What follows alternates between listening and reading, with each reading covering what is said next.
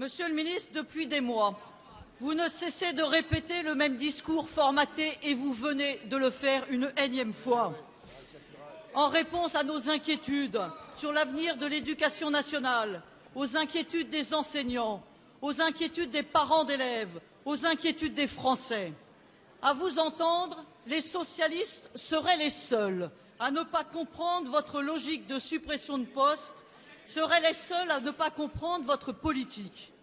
Alors comment expliquez-vous que l'Association des maires de France, qui vit dans notre pays, pas forcément reconnue pour son soutien aux socialistes, et votre ami Jacques Pélissard en tête, demande aujourd'hui l'arrêt des suppressions de postes?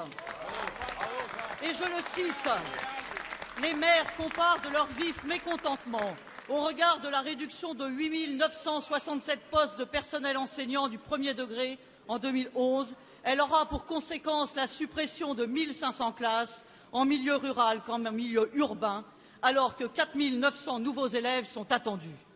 Dans ma circonscription de Rouen, comme partout en France, nous ne comptons plus les sollicitations, les organisations syndicales, des parents oui inquiets pour l'avenir de leurs enfants. L'Association des maires de France vous prie de mettre fin à la poursuite des suppressions de postes dans le primaire. Les socialistes vous répètent depuis plusieurs années que vous êtes en train de détruire le premier service public de France. L'éducation nationale doit redevenir la grande cause nationale qu'elle n'aurait jamais dû cesser d'être. Le Parti socialiste s'engage à revaloriser le rôle des enseignants, à faire de l'école un moyen de justice sociale et non d'inégalité.